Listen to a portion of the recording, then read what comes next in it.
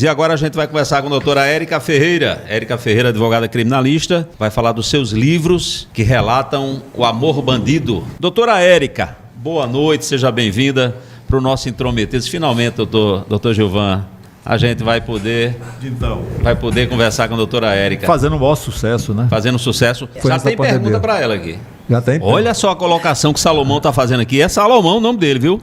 Um advogado de Susana von Richthofen deixou a família por causa dela. Ele está dizendo, eu não estava sabendo disso. Dizem que ela tem o poder de conquistar quem dela se aproxima. Mas, doutora Érica, boa noite, seja bem-vinda.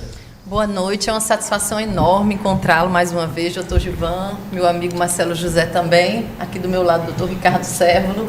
Por fim, cumprimentar também Carlos Magno, né, que compõe essa mesa aqui para o debate hoje à noite, para a gente falar um pouquinho sobre a hibristofilia, que é esse que popularmente é conhecido como o amor bandido, mas que, na verdade, é uma parafilia, ou seja, é uma doença. É uma patologia mesmo. É uma patologia. Eu queria começar, Marcelo, porque essa história de amor bandido, ela vem desde a década de 70 e 80. É por conta de um caso muito famoso que aconteceu no Rio de Janeiro, me parece, em que tinha um cara que era o bandido, era Lúcio Flávio. Lúcio Flávio, bandido dos olhos azuis. E o cara... Vermelha, não? Aí, não, era o cara Lúcio foi interpretado por Reginaldo Farias no cinema e tal. Bandido do olho azul. E tinha essa coisa de muitas mulheres se apaixonarem por ele, né? E como o caso daquele maníaco do parque, o cara matou mais de 30 mulheres. E de repente o cara começou a receber pedido de casamento de várias mulheres, que confunde-se um pouco com aquela história de 73 do caso de Estocolmo. O caso de Estocolmo, né? Por isso que criou-se a síndrome de Estocolmo. Tem uma novela também que tratou de amor bandido, não tem? Exato, aí vem aquela história da vítima se apaixonar pelo agressor, né? Para usar o método Paulo Freire, o oprimido que se apaixona pelo opressor. Então eu gostaria de saber da doutora, já que o tema dela, os livros dela nos traz esse tema, o que é que leva uma mulher, eu não sei, com relação ao homem com relação à mulher, mas o que a gente vê mais é a mulher com relação ao homem. É uma coisa meio doida para mim. Então é uma patologia, né? Segundo Érica, é uma patologia, né? Eu queria que você explicasse isso. O normal seria relação sexual entre adultos heterossexuais para a reprodução. E isso era o que se dizia que era normal. O que não fosse esse comportamento seria considerado paralelo ao normal, ou seja, uma parafilia, paralelo ao amor. E a tudo que era diferente desse comportamento que eu citei agora, citado como normal, se deu um nome. Por exemplo, quem sente atração sexual por criança, pedofilia. Aí tem quem gosta de bater, quem gosta de apanhar, quem gosta de morder. Sadomasoquismo. Tudo isso. E Necrofilia. nós temos a hibristofilia, que é a atração sexual por bandido. Não conhecia. Ou seja, é algo que não é uma escolha da mulher. A mulher ela não acorda e diz, hoje eu vou me apaixonar por um bandido. Para mim é um pouco difícil utilizar termos e trazer algum tipo de explicação, porque eu sou a precursora nesse assunto. Ou seja, eu não tive ainda a oportunidade de tratar com outras pessoas especialistas nisso. Mas eu poderia dizer, para que a gente pudesse entender como isso se dá, é que a pessoa hibristófila, ela tem como se fosse um vírus da hibristofilia. E em algum momento da vida vai emergir. Então, as mulheres hibristófilas, elas sequer sabiam que isso existia. E a sociedade também não. Então, as pessoas falam assim, a mulher diz é droguinha, é marmita de bandido, é mulher safada, mulher... Então, traz-se aí muitos adjetivos negativos para essa mulher. E aí nós temos aqui, por exemplo, como foi citado por você, Carlos Magno, maníaco do parque. Ele foi preso e no primeiro mês tinham mais de 1000 cartas, no primeiro mês. Nós temos Simone, que casou com Afro X, né? Ela disse até que ficou mais de 24 horas dentro de um presídio porque ela tinha uma rebelião e ela teve que ficar lá. Nós temos o caso da Susana von Richthofen, que ela não é hibristófila, mas que tem um homem hibristófilo que fez a tatuagem com o nome dela nas costas, a data que ela cometeu o crime, a data do nascimento dela, e nos filhos dele ele colocou o nome de Suzane e Daniel. Então é um homem ibristófilo. Guilherme de Pádua, que matou a Daniela Pérez. Depois que ele saiu, já casou 2 vezes antes de morrer, né? Teve o goleiro Bruno, que matou a Elisa Samúdio, casou também. Nós temos o João de Deus, que recentemente foi condenado por vários crimes sexuais. João do Diabo. E o ano passado, em abril, ele casou-se com uma advogada. Então, casos de ibristofilia, eles são difundidos na mídia, só que talvez não com o nome científico, né? Mas aí se chama de amor bandido e tudo mais. Nós temos Bonnie e Clyde, lá nos Estados Unidos, 1930, que foi isso também. E a nossa representante nordestina é a Maria Bonita, que ela ouviu falar do Lampião, ouviu falar do que ele fazia. Se apaixonou por ele. E se apaixonou e mandou buscar, né, e mandou recado para ele, dizendo que se ele viesse buscar, que ela iria.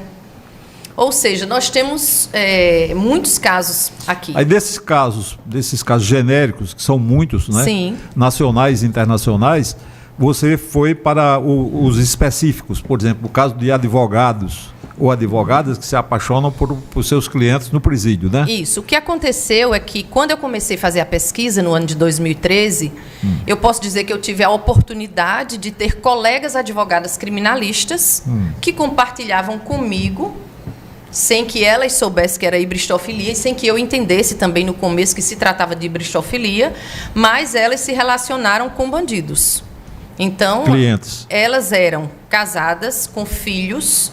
Tinha uma que já era, inclusive, vó, e todas elas deixaram marido, estabilidade, deixaram tudo e foram se relacionar com estes clientes.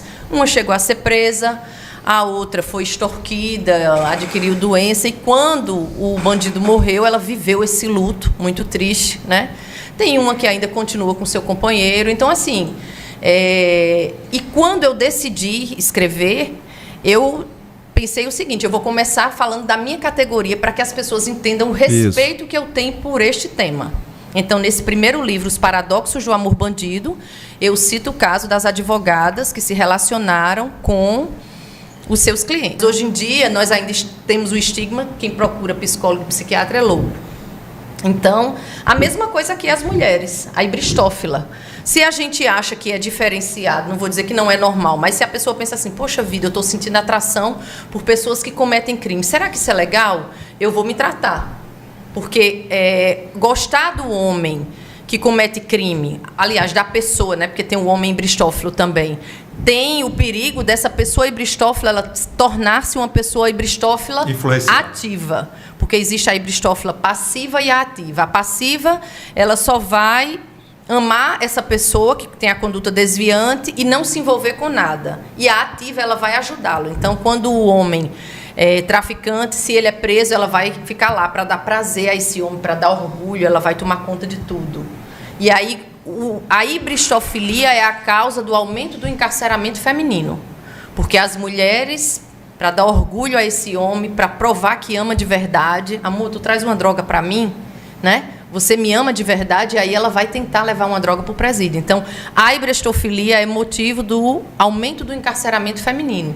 Então, é algo que as pessoas, às vezes, querem... É um sujeito que as pessoas, às vezes, querem não falar sobre, não considerar, achar que é safadeza, achar que é mulher que não presta.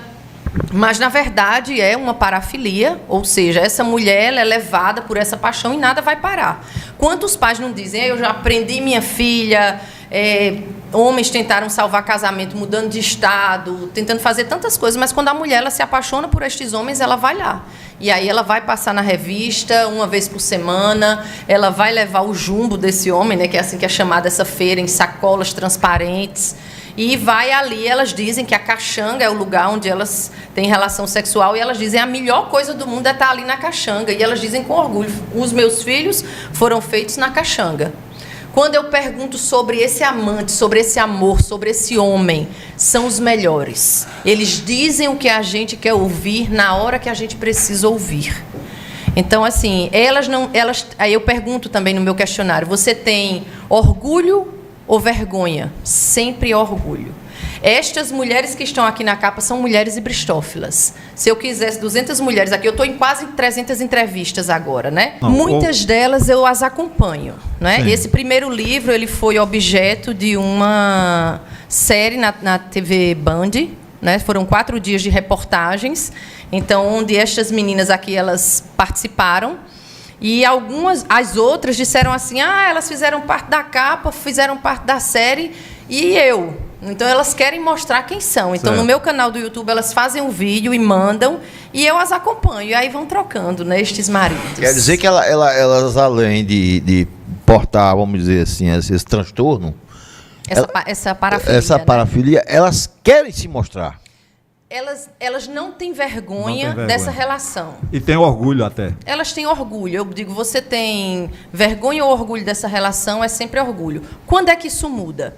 Então, quando houve a publicação do meu primeiro livro, o meu objeto de estudo era a mulher hibristófila. Eu sabia que existia casos de homens, mas muito poucos. E aí, quando eu publiquei o primeiro livro, esse aqui já estava escrito, mas eu digo, vou esperar um pouquinho, vou jogar primeiro o caso das advogadas. E aí eu fui em uma unidade prisional, e é bom que se diga que a minha pesquisa é feita em Pernambuco, Paraíba e Rio Grande do Norte, que são os lugares onde eu tenho uma maior atuação. E aí um guariteiro me chamou. É a senhora que escreve sobre pessoas que se relacionam com apenados? Eu disse, Ele disse, a senhora quer ouvir minha história? E daí em diante, então, nesse livro aqui, eu tenho casos dos outros atores do sistema penal carcerário, que é oficial de justiça, missionária, juíza. Tem casos tem dos agente outros penitenciário atores. também? Agente penitenciário. Tem bastante, né? Carcereiro. Tem muito.